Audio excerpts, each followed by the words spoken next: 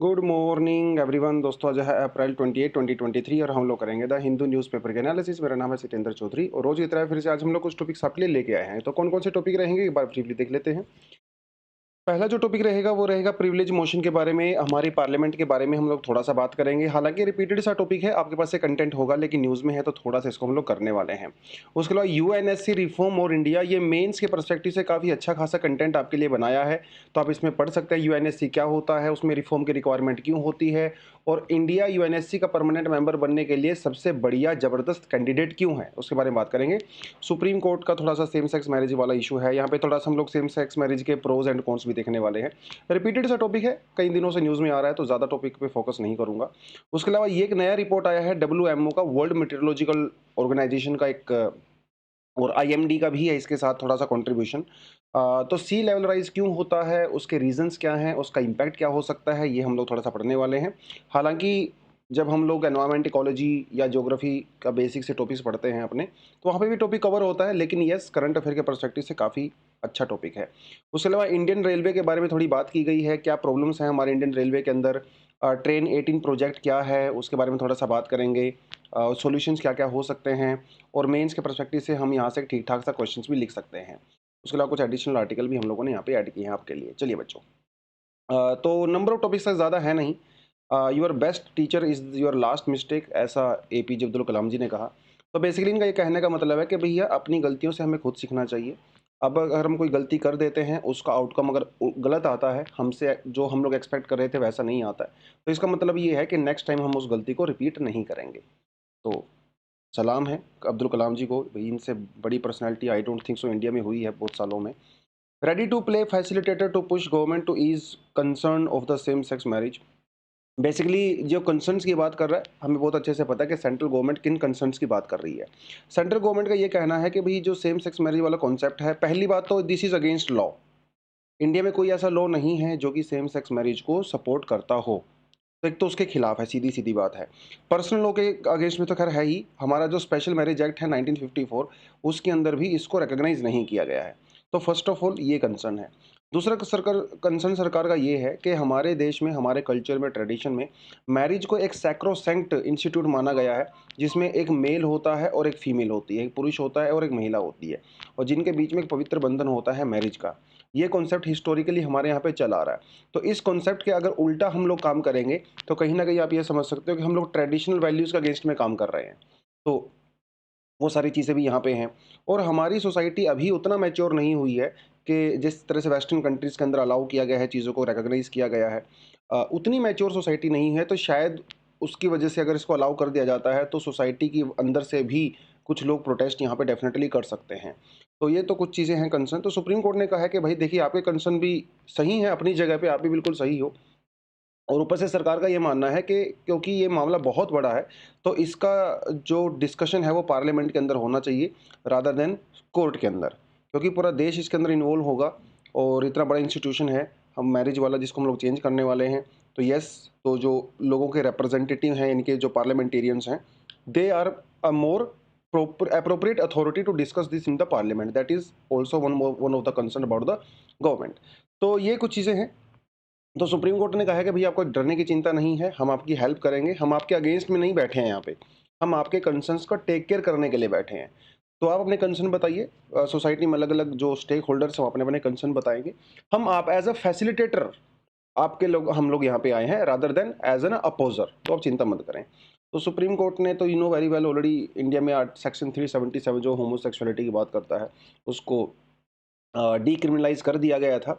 तो उसके बाद से ये सेम सेक्स मैरिज को लेके भी बहुत सारे सवाल यहाँ पे खड़े हुए कि इसको अलाउ किया जाना चाहिए कि नहीं किया जाना चाहिए एंड ऑल दैट।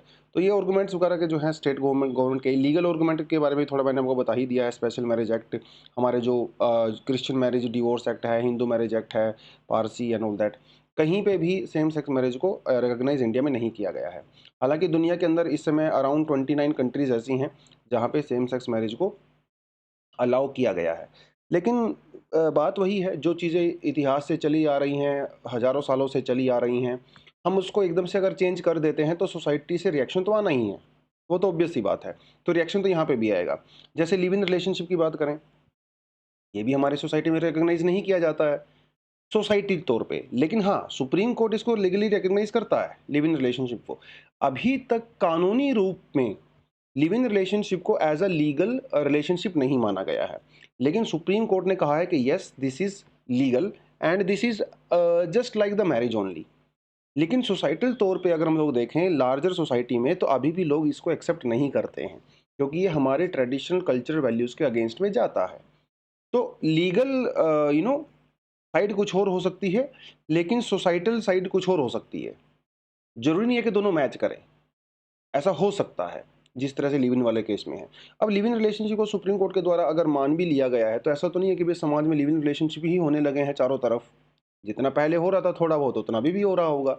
तो जिस तरह इसी तरह से सेम सेक्स मैरिज का है, अगर इसको रिकॉग्नाइज कर लेते हैं, ऐसा नहीं है कि पूरे देश में सेम सेक्स मैरिज होने लगेंगी, ऐसा भी नहीं है जिस तरह से लिव इन रिलेशनशिप के अंदर हुआ।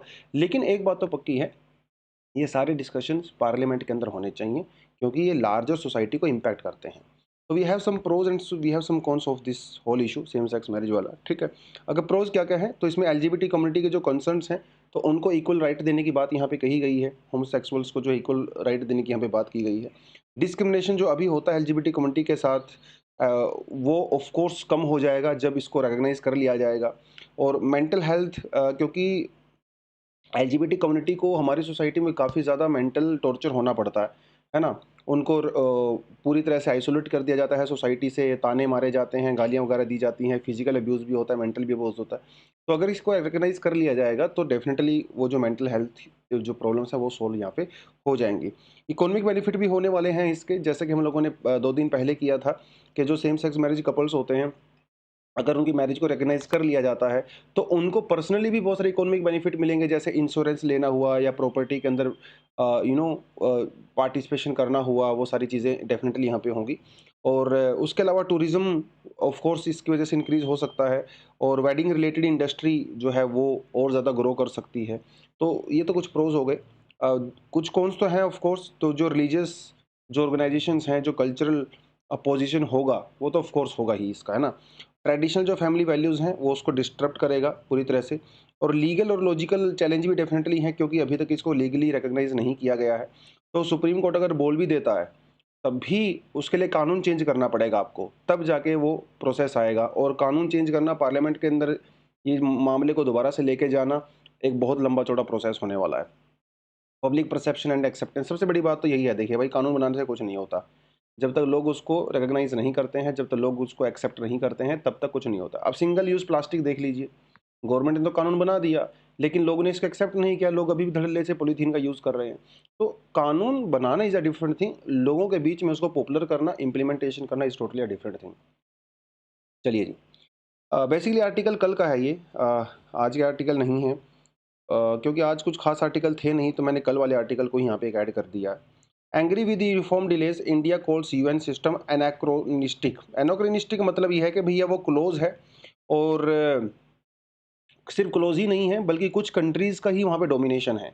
तो डेमोक्रेटिक वैल्यूज़ नहीं है यूनाइटेड नेशन सिस्टम के अंदर। डेमोक्रेटिक वैल्यू का मतलब होता है कि हर पर्सन के पास एक वोट होती है, और हर वोट की इक्वल वैल्यू होती है। यही होता है डेमोक्रेसी का मतलब, तो है ना। लेकिन यूएनएससी के अंदर नहीं है, क्योंकि यहाँ पे 5 देश ऐसे हैं जिनको परमानेंट स्टेटस दिया गया है, और ये किसी भी बिल को, रेजोल्यूशन को वीटो कर सकते हैं। तो इंडिया तो ऑफ कोर्स इसको अपोज करेगा ही करेगा। तो इंडिया चाहता है कि उसके अंदर रिफॉर्म हो। काफ़ी सालों से इंडिया यूएनएससी के अंदर रिफॉर्म्स की बात कर रहा है, लेकिन अभी तक इस तरह के रिफॉर्म्स को आगे नहीं बढ़ाया गया है। हालांकि USA, Russia, France, even UK भी इंडिया की परमानेंट मेंबरशिप को सपोर्ट करते हैं, लेकिन चाइना उसको सपोर्ट नहीं करता है। और अगर चाइना उसको वीटो कर देता है, तो ऑफ कोर्स उसको नहीं माना जाएगा। और सिर्फ इंडिया ही नहीं, बल्कि उस तरह से ब्राज़ील, उधर से जर्मनी, जापान, ये लोग भी लगातार मेंबरशिप के लिए डिमांड कर रहे हैं। तो ऐसा तो नहीं है भाई, खाली खाली हम लोग इंडिया को दे देंगे, उनको भी देना पड़ेगा। तो ये बहुत बड़ा रिफॉर्म है, और इसमें बहुत समय लगेगा अगर ये होगा तो। यूएनएससी क्या है, आपको अच्छे से पता है। यूएनएससी एक सिक्योरिटी काउंसिल है, और ये बेसिकली 1993 जो यूएन मेंबर्स हैं, इनके बीच में जो पीस है, शांति है, उसको कायम करने के लिए एक इम्प्लीमेंटेशन एजेंसी के तौर पे आप इसको कह सकते हैं, यूनाइटेड नेशन सिक्योरिटी काउंसिल। क्योंकि यही एकमात्र ऐसा ऑर्गन है यूएन यूएन के अंदर, जिसकी एक अपनी फोर्स होती है, इम्प्लीमेंटिंग फोर्स होती है। और कुछ मेजर रोल्स जैसे इसके लोग यहाँ पे दिखा रखा है, ensuring international peace and the security, recommending the General Assembly accept a few members to the United Nations, accept वगैरह करना हुआ तो वो चीज़ें की जाती हैं। अगर उसके उस चार्टर के अंदर, यूएन के चार्टर के अंदर कोई चेंजेस वगैरह करने हुए तो उसमें भी इनकी ये हेल्प करते हैं, ऑल दैट, वो सारी चीज़ें यहाँ पे होती हैं, जिसके अंदर 5 परमानेंट मेंबर यहाँ पे हैं। सिक्योरिटी का स्ट्रक्चर क्या है आपको अच्छे से पता है कि इसके अंदर 5 परमानेंट मेंबर होते हैं, France, Russia, United kingdom, United nation, sorry United states of India, China, और 10 नॉन परमानेंट मेंबर होते हैं, राइट, वो सारी चीज़ें होती हैं। और परमानेंट मेंबर को वीटो पावर दी गई है, ये सबसे बड़ा इशू यहाँ पे आता है। और वीटो मेंबर के चक्कर में वो कई बार एक दूसरे के साथ जो है ब्लॉक भी बना लेते हैं, जैसे चाइना रशिया का अलग ब्लॉक है, बाकी कंट्रीज़ का जो है अलग ब्लॉक है। और आफ्टर सेकेंड वर्ल्ड वॉर दुनिया भर में जो भी पॉलिसीज़ वगैरह आई, इम्प्लीमेंट वगैरह की गई, तो यूनाइटेड नेशंस के सिक्योरिटी काउंसिल का काफ़ी इंपॉर्टेंट रोल वहाँ पे रहा है। लेकिन उसके अंदर रिफॉर्म की रिक्वायरमेंट है, क्योंकि कोई भी सिस्टम परफेक्ट नहीं है। रिफॉर्म की रिक्वायरमेंट क्यों है? देखिए, क्योंकि जियो पोलिटिकल सिचुएशन चेंज हो गई है भैया। अभी वर्ल्ड वॉर 2 वाला ज़माना तो नहीं रहा है, अभी इंडिया एक सुपर पावर बन रहा है या बन गया है थोड़ा बहुत, तो चीज़ें चेंज हो गई हैं, रशिया की पावर जो है वो डिक्लाइन हो गई है, तो चेंज हुई है सिचुएशन, तो भाई इसको भी रियलिटी के फेस करना चाहिए। अभी यूनाइटेड किंगडम उतनी बड़ी पावर नहीं है जितनी पहले हुआ करता था, हालांकि अभी भी है बट उतनी नहीं है, ठीक है। चाइना उस समय इतनी सुपर पावर नहीं हुआ करता था, जो अचानक से चाइना सुपर पावर बन गया है। तो चीज़ें जब चेंज हुई हैं तो आपको भी अपना स्ट्रक्चर चेंज करना पड़ेगा। एक सिस्टम को सर्वाइव करने के लिए सबसे ज़्यादा ज़रूरत होती है। अगर आप टाइम के साथ चेंज नहीं होते हो तो भैया फिर आपका रेलेवेंस ख़त्म हो जाता है। और ये रिफॉर्म्स काफ़ी समय से जो है वो पेंडिंग पड़े हुए हैं। Initially there were only 113 members, now there are 193 members. तो ये मेंबर्स की संख्या बढ़ रही है, तो रिफॉर्म भी करिए भाई। क्यों वेट कर रहे हो? किस चीज़ का वेट कर रहे हो? और इनइक्विटेबल इकोनॉमिक के अंदर जियोग्राफिकल रिप्रेजेंटेशन है, और यूरोप को यहाँ पे ओवर रिप्रेजेंटेशन मिला हुआ है। यूरोप एक छोटा सा एक जो एरिया है जिसकी पॉपुलेशन भी बहुत ज़्यादा नहीं है, लेकिन अब यूरोप से देख लीजिए, फ्रांस इसका पार्ट है, राइट, ब्रिटेन इसका पार्ट है, ऑफ कोर्स। और रशिया को भी अगर आप यूरोप के अंदर कंसिडर करते हो, क्योंकि रशिया की मोस्टली पॉपुलेशन तो यूरोप के अंदर ही रहती है, यूरोप वाले कॉन्टिनेंट में रहती है, तो 3-3 कंट्रीज़ हैं वहाँ पे, ओवर रिप्रेजेंटेशन मिला हुआ है ना। तो एक तो वो बड़ी बात है। अफ्रीका और साउथ अमेरिका को देख लीजिए, इतने बड़े बड़े कॉन्टिनेंट है, इतनी इनकी पॉपुलेशन है, लेकिन वहाँ से एक भी रिप्रेजेंटेशन नहीं है किसी भी कंट्री का। तो ये कुछ चीज़ें ये दिखाती हैं कि भाई चीज़ें जो है वहाँ पे डेमोक्रेटिक नहीं है, प्रॉपर तरीके से बैलेंस नहीं है।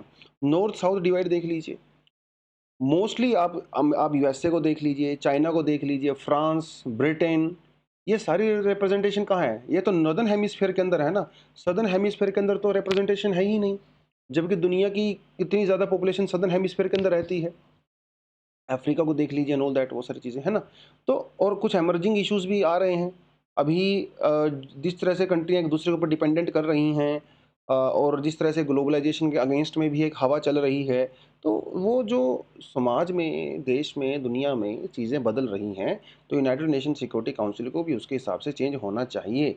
लेकिन भाई वो चेंज नहीं हो रहे हैं, यही सबसे बड़ी प्रॉब्लम यहाँ पे नज़र आ रही है। तो इसीलिए रिफॉर्म की रिक्वायरमेंट है। Why does India want to be the member of the UNSC as a permanent membership? क्यों करना चाहता है? पहली बात तो वीटो पावर। भाई वीटो पावर जिसके पास है वही शेर खान है, ठीक है। अब वीटो पावर जिनके पास होती है, डेफिनेटली वो अपने इंटरेस्ट को वहाँ पे रख सकते हैं, लेकिन इंडिया के पास क्योंकि वीटो पावर नहीं है, इसलिए इंडिया के बहुत सारे प्रपोजल्स वहाँ पे रिजेक्ट हो जाते हैं। यूजुअली पाकिस्तान के फेवर में वो चाइना जो है वो वीटो कर देता है हमारे बहुत सारे रेजोल्यूशंस वगैरह को। जैसे किसी को अगर टेररिस्ट ऑर्गेनाइजेशन डिक्लेयर करवाना हुआ, किसी पर्टिकुलर इंडिविजुअल को इंटरनेशनल टेररिस्ट अगर डिक्लेयर करवाना होता है, तो इंडिया अगर ऐसे प्रपोजल भेजता है तो चाइना उसको रिजेक्ट कर देता है। तो ये कितनी बड़ी पावर है यार। और दुनिया भर में प्रेस्टीज मिलता है आपको, इंटरनेशनल स्टेज के ऊपर आपको प्रेस्टीज मिलता है। और इंडिया जिस तरह से ग्लोबल सुपर पावर बन के उभरा है, इंडिया दुनिया की 5th लार्जेस्ट इकोनॉमी है, राइट। और यूके और फ्रांस दोनों से ज़्यादा हमारी इकोनॉमी है, जबकि ये दोनों परमानेंट मेंबर बन के बैठे हुए हैं। अगर परचेजिंग पावर पैरिटी में देखें तो हम लोग 3rd लार्जेस्ट इकोनॉमी है। तो हम लोगों को अब कैसे छोड़ सकते हो यार? दुनिया का 1/6 पॉपुलेशन इंडिया कवर करता है। दुनिया का हर 16th-17th% इंडियन है पूरी दुनिया में। तो ऐसे लोगों को आप कैसे छोड़ सकते हो? तो ये इसीलिए इसकी रिक्वायरमेंट भी है सुप्रीम कोर्ट के अंदर रिफॉर्म्स की, और इंडिया यहाँ पे एक बहुत बड़ा कैंडिडेट भी है, होना चाहिए, है ना। चलिए, breach of privilege probe against BJP member, तो राज्यसभा चेयरपर्सन जो है जगदीप धनखड़ जी ने एक कमेटी को रेफर किया है about a breach of privilege against a BJP MP Sudhanshu Trivedi for alleged disrespectful remarks made against him. तो धनखड़ जी के अगेंस्ट में कुछ रिमार्क्स वगैरह बल्कि हुए थे, और एक कांग्रेस के मेंबर ऑफ पार्लियामेंट थे, उनके अगेंस्ट में भी कुछ डिसरिस्पेक्टफुल चीज़ उन्होंने बोली है। क्या बोली है वो ज़्यादा इंपॉर्टेंट हमारे लिए नहीं है, लेकिन एक बात है कि जब कोई मेंबर ऑफ पार्लियामेंट किसी दूसरे मेंबर ऑफ पार्लियामेंट के अगेंस्ट में या फिर किसी भी के या फिर चेयरपर्सन के अगेंस्ट में अगर कोई गलत बात बोल देता है जो कि रिस्पेक्टफुल नहीं है, तो इसका मतलब ये हुआ कि उस मेंबर ऑफ पार्लियामेंट ने अपने प्रिविलेज का मिसयूज़ किया है, अपने प्रिविलेज की पावर को वायलेट किया है। तो उनके खिलाफ जो है प्रिविलेज मोशन लग जाता है। प्रिविलेज मतलब समझते हो ना, प्रिविलेज का मतलब होता है कि किसी को खास सुविधा मिली होती है, किसी को खास अधिकार मिले होते हैं जो आम लोगों को नहीं होते हैं, उसे प्रिविलेज कहते हैं। ठीक है। तो कौन-कौन से रूल्स हैं हमारे यहाँ पे? जैसे हमारा आर्टिकल 105 है, और रूल नंबर 222 है चैप्टर 20 के अंदर, लोकसभा के अंदर रूल बुक के अंदर, और रूल 87 है chapter 16 of the Rajya Sabha rule book. इसके अंदर प्रिविलेज को कंसिडर किया गया है। प्रिविलेज मोशन जब भी किसी के अगेंस्ट में आता है मेंबर ऑफ पार्लियामेंट के, तो वहाँ का जो स्पीकर होते हैं लोकसभा के या राज्यसभा के जो चेयरपर्सन होते हैं, वो उसको एक्सेप्ट करते हैं। ये चीज़ें हो गई। Here are some example of the privilege. तो कौन-कौन से केस में ये माना जाता है कि आपने प्रिविलेज को वायलेट किया है? Assaulting a member of parliament. अगर आपने किसी को थप्पड़ मार दिया, किसी को धक्का दे दिया, किसी का कॉलर आपने पकड़ लिया, किसी के बाल आपने खींच दिए, तो वो एक तरह का असोल्टिंग, जब आप किसी मेंबर ऑफ पार्लियामेंट को करते हो, फिजिकल असोल्ट वगैरह, तो वो प्रिविलेज के मोशन के अगेंस्ट में आ जाता है। ऑब्स्ट्रक्टिंग द प्रोसीडिंग्स, आप वहाँ पे शाउटिंग करने लगे, स्लोगन्स वगैरह करने लगे, बुक्स आपने फाड़ दिया, चेयर के ऊपर खड़े हो गए, है ना? वो सब चीज़ें करके, तो वो भी ऑब्स्ट्रक्शन मानी जाती है। Publishing the false information, of course ये तो हम लोगों ने पहले भी बात किया था। इनकरेक्ट इन्फॉर्मेशन देते हो आप, किसी के ऊपर आरोप लगाते हो, डिफेमेटरी आर्टिकल्स वगैरह आप लिखते हो, राइट? तो वो सब चीज़ें हो गई। मिसरिप्रेजेंटिंग द प्रोसीडिंग्स, कुछ मिसकोट आपने कर दिया पार्लियामेंट के अंदर, कोई फ़ॉल्स क्लेम आपने कर दिया जिसका आपके पास प्रूफ़ नहीं है, वो सारी चीज़ें हो गई। कॉन्फिडेंशियलिटी, देखिए मेंबर ऑफ पार्लियामेंट का घर होता है पार्लियामेंट, तो ये उनसे उम्मीद की जाती है कि वो उसकी कॉन्फिडेंशियलिटी रखें, प्राइवेसी को रिस्पेक्ट करेंगे। लेकिन अगर आप कोई ऐसी इन्फॉर्मेशन लीक कर देते हो जो कि कॉन्फिडेंशियल होती है, मे बी वो नेशनल सिक्योरिटी के बारे में हो सकती है, तो उस केस में भी ये माना जाएगा कि हमने प्रिविलेज को ब्रीच किया है। Refusing to appear before the parliament, अगर किसी इशू में पार्लियामेंट कमेटी ने आपको बुलाया है, सम्मन किया है, और अगर नहीं आते हो तो वो भी प्रिविलेज होता है। ठीक है, मतलब उसका ब्रीच हो जाता है। तो these are some of the cases जो इसके बारे में बात करते हैं। चलिए जी। This urges lenders to continuously assess risk, bolster capital buffers. तो बेसिकली ऐसा आपको खास आर्टिकल पढ़ने की रिक्वायरमेंट नहीं है, इसमें कुछ खास ऐसा सच है नहीं। लेकिन आर्टिकल का बेसिक में मुद्दा ये है, जैसे मान लो कोई भी कंपनी का एग्जांपल दे सकते हो, अडानी का एग्जांपल दे सकते हो। अब अडानी जी जो है बैंक में जाते हैं लोन लेने के लिए, मान लो वो एसबीआई के पास गए, और एसबीआई उनको झट से लोन दे देता है। क्यों? क्योंकि एसबीआई को ये लगता है कि अडानी एक बहुत बड़ी कंपनी है और ये बहुत सारा प्रॉफिट भी अर्न करती है, तो ये मेरा जो लोन है उसको आराम से रीपे कर सकते हैं। तो कई बार बैंक्स क्या होते हैं, ये अपने रिस्क को इग्नोर कर देते हैं और रिस्क को प्रॉपर तरीके से इवैल्यूएट नहीं करते हैं, असेस नहीं करते हैं, और फिर बाद में भैया गड़बड़ हो जाती है। और ये उन्होंने कहा है, किसने कहा है? दास जी ने कहा है कि बैंकों को लोन देने से पहले, क्रेडिट देने से पहले 10 बार उसकी असेसमेंट अच्छे से करनी चाहिए। रिस्क अगर कम होता है तभी उनको पैसा मिलना चाहिए, क्योंकि बाद में वो भाग जाएँगे, फिर आपके शेयर मार्केट डाउन चली जाएगी, आपका शेयर गिर जाएगा, वो सारी चीज़ें उन्होंने यहाँ पे कही हैं। चलिए, कुछ खास आर्टिकल में मुझे वैसे दमदार कुछ लगा नहीं था, बट येस, बैंकिंग सेक्टर से 2-3 एमसीक्यूज़ जो है यहाँ पे लेके आए हैं आपके लिए। On which commission's recommendation Reserve Bank of India was established? Chamberlain Commission, Hilton Young Commission, Keynes Commission और none of the above.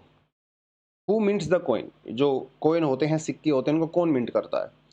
Ministry of finance, reserve bank of India, prime minister's office, commerce and the industry ministry. ATM, कुछ ATM ऐसे होते हैं जिनको bank खुद manage करता है, खुद ओन करता है। कुछ ऐसे होते हैं जो कि नॉन बैंकिंग एंटिटीज़ के द्वारा होते हैं, मैनेज किए जाते हैं। तो उन्हें कौन सा एटीएम कहते हैं? Red level, white level, green level और ब्लू लेवल एटीएम्स। यहाँ से यूपीएससी में ऑलरेडी क्वेश्चन आ चुका है। ये एग्जैक्ट क्वेश्चन नहीं था, लेकिन यस, इन ATM के बारे में कुछ क्वेश्चन ऑलरेडी एग्जाम में आ चुका है, तो नीचे कमेंट सेक्शन में आंसर करें तो मज़ा आएगा। चलिए जी आगे बढ़ते हैं। The threat of listing sea level, तो बेसिकली वर्ल्ड मेट्रोलॉजिकल ऑर्गेनाइजेशन की एक एनुअल रिपोर्ट आती है और इस बार भी रिपोर्ट आ चुकी है लास्ट ईयर के बारे में, जिस रिपोर्ट का टाइटल है state of the global climate 2022। इसके अंदर ये क्या करते हैं, बहुत सारी चीज़ों के बारे में बात करते हैं, जिसमें सबसे इंपॉर्टेंट रहता है ग्लोबल टेम्परेचर जो इंक्रीज हो रहे हैं, जो ग्लेशियर्स हैं भैया उनका जो लॉस हो रहा है, जो ग्रीन हाउस गैसेज का एमिशन हो रहा है, राइट, उनके बारे में बात करते हैं। पाकिस्तान के में इस बार जो जिस तरह से बारिश हुई बहुत ज़्यादा, उसके बारे में, जो इस तरह से ईस्ट अफ्रीका वगैरह में या यूरोप के अंदर जो है ड्रोट लाइक सिचुएशन हो गई थी, जो हीट वेव चाइना के अंदर चली हैं इस साल लास्ट ईयर, यूरोप के अंदर हीट वेव चली हैं, इनके बारे में कुछ कुछ इन्होंने यहाँ पे कहा है। उसके अलावा जो आर्कटिक अंटार्कटिका के अंदर जो आइस और स्नो मेल्ट हो रही है, उसके बारे में थोड़ा बहुत बात किया है। क्रायोस्फीयर के बारे में थोड़ा सा इन्होंने यहाँ पे बात किया है, और क्रायोस्फीयर के तो लेके ऑलरेडी यूपीएससी में क्वेश्चन आ भी चुका है, तो ये यूपीएससी का आई थिंक 2018 का क्वेश्चन है। What do you understand by the cryosphere, discuss how it affects the earth's climate. तो इस रिपोर्ट में क्रायोस्फीयर के बारे में भी थोड़ा सा बात किया गया है, तो थोड़ा सा रिपोर्ट जान लेते हैं एक बार क्या है। तो बेसिकली इस रिपोर्ट ने जो डेटा लिया है वो लिया है 1993 से लेके 2022 तक का, और इसको इन्होंने दो हिस्सों में डिवाइड किया है। पहला है 1993 से लेके 2013 तक का, और दूसरा डेटा है 2013 से लेके 2022 का। तो इन्होंने इसे 10-10 सालों के दो हिस्सों में इसको डिवाइड किया है, और दोनों की ऑब्जर्वेशन इन्होंने अलग अलग तरीके से यहाँ पे कही है। पहली रिपोर्ट ये कहती है कि 1993 से लेके 2002 तक जो ओशियन लेवल था, सी लेवल, वो कितना बढ़ रहा था, 2.27 mm पर ईयर, इस रेट से इंक्रीज हो रहा था। लेकिन 2013 और 2022 के बीच में जो सी लेवल राइज हुआ है वो हुआ है 6.2 mm पर ईयर। तो सीधी सी बात है, पिछले 10 सालों में ओशन सी लेवल का राइज जो है वो बहुत ज़्यादा बढ़ गया है। एक तो इन्होंने ये बात यहाँ पे कही है। इसके कारण क्या है, what are the reasons. Reasons तो वैसे आपको बहुत अच्छे से पहले से पता ही है। Global warming, of course ocean warming हो रही है, ये सबसे बड़ा रीज़न है। उसके अलावा जो आइस लॉस हो रहा है ग्लेशियर्स का, जो आइस शीट्स थी वो मेल्ट हो रही हैं, और जो changes in the land water storage, वो सब करके, तो these are some of the reasons. जैसे इन्होंने ये कहा कि 2005 से लेकर 2019 के बीच में जो ग्लेशियर का लॉस हुआ है, आइस शीट्स का जो लॉस हुआ है, उसने कंट्रीब्यूट किया है 36% to the GSML rise. GSML का मतलब है ग्लोबल सी मीन लेवल। 36% जो है कंट्रीब्यूशन यहाँ से हुआ है। ओशन वार्मिंग का जो कंट्रीब्यूशन है वो है कितना, देखिए ओशन वार्मिंग का कंट्रीब्यूशन है 55%। सबसे ज़्यादा कंट्रीब्यूशन ओशन वार्मिंग का है, क्योंकि जब ओशन का वाटर गर्म होता है तो वो एक्सपेंड करता है, और एक्सपेंड करता है तो वो राइज करता है, हमारा जो कोस्टल जो बॉडीज़ होती हैं उसके अंदर घुस जाता है। और कार्बन डाइऑक्साइड जिस तरह से लगातार बढ़ रही है फॉसिल फ्यूल की वजह से, इंडस्ट्री की वजह से, तो इसने भी काफ़ी ज़्यादा कंट्रीब्यूट किया है। 90% जो एक्स्ट्रा हीट है जो हमारे ओशन के अंदर स्टोर हुई है, वो हुई है just because of the carbon dioxide and the green house gases. तो ये कुछ रीजन इन्होंने यहाँ पे बताए हैं। उसके अलावा क्रायोस्फीयर के बारे में भी इस रिपोर्ट ने बात कही है। तो अर्थ का जो आइस कवर होता है उसे क्रायोस्फीयर कहते हैं। आइस कवर जहाँ पे वाटर फ्रोजन स्टेज में होता है, फ्रोजन होता है मतलब वो जम गया होता है, उसे हम लोग क्रायोस्फीयर कहते हैं, और ये लगातार थिन होता जा रहा है। तो वो जो बर्फ़ की जो परत है, जो लेयर है, वो लगातार थिन होती जा रही है। क्रायोस्फीयर के अंदर क्या क्या इंक्लूड होता है, आर्कटिक एंड अंटार्कटिक रीजन्स जिसे हम लोग सी आइस भी कहते हैं, ग्लेशियर्स भी हमारे क्रायोस्फीयर का पार्ट होते हैं, आइस शीट जो ग्रीनलैंड के अंदर होती है, अंटार्कटिका के अंदर जो आइस शीट है वो भी क्रायोस्फीयर का पार्ट होती है, सीजनल स्नो कवर जो होता है विंटर वगैरह में जो स्नो होती है वो भी इसी का पार्ट है, परमाफ्रोस्ट जो कि आप कह सकते हो कि जैसे रशिया में साइबेरिया वाला पार्ट है जहाँ पे टेम्परेचर जो है 0 डिग्री सेंटीग्रेड से नीचे रहता है, राइट, उसे भी हम लोग क्रायोस्फीयर के अंदर ही कंसिडर करते हैं। और ये क्रायोस्फीयर लगातार मेल्ट हो रहा है, अब क्रायोस्फीयर लगातार थिन होता जा रहा है। इसके कई सारे रीजंस होते हैं, मतलब इम्पैक्ट होते हैं। क्रायोस्फीयर जब मेल्ट हो जाता है मतलब स्नो कम हो रही है, आइस कम हो रहा है, तो एक तो वहाँ से एक्स्ट्रा वाटर ऐड होता है हमारे ओशंस के अंदर। अपार्ट फ्रॉम दैट जो परमाफ्रोस्ट होता है, परमाफ्रोस्ट के अंदर बहुत सारी मीथेन स्टोर होती है, तो जब परमाफ्रॉस्ट मेल्ट होगा तो वो मीथेन रिलीज होगी, और मीथेन बहुत ही जबरदस्त ग्रीन हाउस गैस है ना। ये फर्दर क्लाइमेट चेंज करेगी। फर्दर क्लाइमेट चेंज करने से वो जो परमानेंट मीथेन थी वो और ज़्यादा रिलीज होगी। तो ये एक पॉजिटिव फीडबैक लूप बन जाता है। मीथेन रिलीज होगी, मीथेन रिलीज होने से टेम्परेचर इंक्रीज होगा, टेम्परेचर इंक्रीज करने से जो है आइस मेल्ट होगा, और आइस मेल्ट होने से दोबारा मीथेन रिलीज होगी। तो ये जो साइकिल चलता रहता है, जो बड़ा डेंजरस साइकिल है। क्या क्या इम्पैक्ट होता है सी लेवल राइज होने से? देखिए, वैसे तो इसमें कोई ऐसा बड़ी बात नहीं बोली गई है। तो पहली बात तो यह है भैया, जो ह्यूमन यूज़ के लिए जो लैंड होती है उसकी शॉर्टेज हो जाती है, क्योंकि जब सी लेवल बढ़ेगा तो वो कहाँ जाएगा? वो तो कोस्टल लैंड के अंदर ही जाएगा। तो जो कोस्टल एरियाज में रहने वाली पॉपुलेशन है, दुनिया की 50% से ज़्यादा पॉपुलेशन वैसे कोस्टल एरिया में ही रहती है, तो उनकी लैंड कम हो जाएगी, क्योंकि उनकी बहुत सारी लैंड सबमर्ज हो जाएगी वाटर के अंदर, है ना। वो सारी चीज़ें हैं। उसके अलावा सबसे ज़्यादा नुकसान किसको होगा? सबसे ज़्यादा नुकसान होता है मार्जिनलाइज ग्रुप्स को, क्योंकि जो अमीर लोग होते हैं, जिनके पास कैपेसिटी होती है, वो तो मैनेज कर लेंगे कहीं ना कहीं, लेकिन गरीब आदमी जो कोस्टल एरिया में रहता है, सबसे ज़्यादा बेचारा वही मारा जाएगा। उसके अलावा ओशन का टेम्परेचर क्योंकि इंक्रीज हो रहा है, तो फ्रीक्वेंटली साइक्लोन्स भी यहाँ पे आ सकते हैं। साइक्लोन आने से और एग्रीकल्चर प्रोडक्शन वगैरह के भी जो है वो डेंजरस रहता है। फ्रेश वाटर कम हो जाता है, क्योंकि ओशियन वाटर का जो सी लेवल बढ़ता है तो वो ग्राउंड वाटर के अंदर मिक्स हो जाता है, तो फ्रेश वाटर को भी सलाइन कर देता है, तो पीने के लिए पानी भी नहीं रहेगा वो। और एग्रीकल्चर प्रोडक्टिविटी तो ऑफ कोर्स कम होगी ही। जब आपका भैया सॉइल आपकी सलाइन हो जाएगी तो ऑफ कोर्स उसके अंदर एसिडिसिटी बढ़ेगी, जो कि क्रॉप ग्रोथ के लिए बहुत डेंजरस होती है। तो ये कुछ चीज़ें हैं जो थोड़ा आपको पता होना चाहिए। कंटेंट आप एक बार थोड़ा सा रिवाइज कर लोगे तो दिमाग में आपके बैठ जाएगा बढ़िया से। ये आज का ट्यूटोरियल है note by the Vande Bharat alone. मतलब आप ये देख ले, पिछले काफ़ी टाइम से वंदे भारत ट्रेन्स को लॉन्च किया जा रहा है इंडिया में हर जगह। और एक चीज़ आपने और नोटिस की होगी कि मोस्टली नहीं, हर वंदे भारत ट्रेन जो है वो प्रधानमंत्री जी खुद जाके वो उसको हरी झंडी दिखा रहे हैं। मतलब इसका ये है कि प्राइम मिनिस्टर जी और जो हमारी इस समय की प्रेजेंट गवर्नमेंट है, वो वंदे भारत प्रोजेक्ट को बहुत अच्छे से, दिल से और बड़ा मतलब जोश के साथ उसको रिलीज़ कर रही है, और देश को समर्पित भी कर रही है, और वंदे भारत बहुत ज़बरदस्त काम भी कर रही है, इसमें कोई डाउट नहीं है। तो लेकिन क्या सिर्फ वंदे भारत तक ही हमें लिमिटेड रहना चाहिए, या उससे आगे जो रेलवे की दूसरी प्रॉब्लम्स है उसको भी दूर करना चाहिए? वो यहाँ पे इन्होंने यहाँ पे बात बोली है। तो रेलवे रिफॉर्म की शुरुआत वैसे तो 2016 में 17 में हो चुकी थी, क्योंकि 2017 के बाद हम लोगों ने क्या किया, रेलवे बजट और जनरल बजट को मर्ज कर दिया। और आप एक चीज़ देखेंगे कि जब से बजट मर्ज हुआ है तो रेलवे का बजट भी काफ़ी इंक्रीज हो गया है। 2016-17 में जो रेलवे का बजट था, that was this 1,09,935 crore rupees. But last year, मतलब इस साल जो 2023-2024 का बजट है, this budget is around 2,60,200 crore rupees, which is 137% extra than the last one, जब हम लोग सेपरेट कर रहे थे। तो इसका मतलब सरकार पैसा तो बहुत डाल रही है भैया। 1 लाख करोड़ से सीधा 2.5 लाख करोड़ हो गया है। ऐसा तो डाल रही है, क्योंकि हम लोगों का प्रोजेक्ट प्लान है, क्या है, नेशनल रेल प्लान 2030, NRP। ये क्या कहता है? एमआरपी का टारगेट ये है कि एक तो हमारी जो फ्रीट ट्रैफिक है, फ्रीट मतलब जो माल ढुलाई होती है, जो कार्गो बेसिकली उसकी बात करता है, वो फ्रीट ट्रैफिक, वो उसका हमारा टारगेट है 27% से लेकर 45% तक जाना। इस समय इंडिया में जो भी माल ढुलाई होती है रेलवे के थ्रू ओनली 27% होती है। इसका टारगेट है 45 लेके जाओ। और ये जो भी 27% होते हैं, ये भी ज़्यादातर क्या है, रॉ मटेरियल है, और जिसके अंदर सबसे ज़्यादा परसेंटेज जो है कोल का आता है।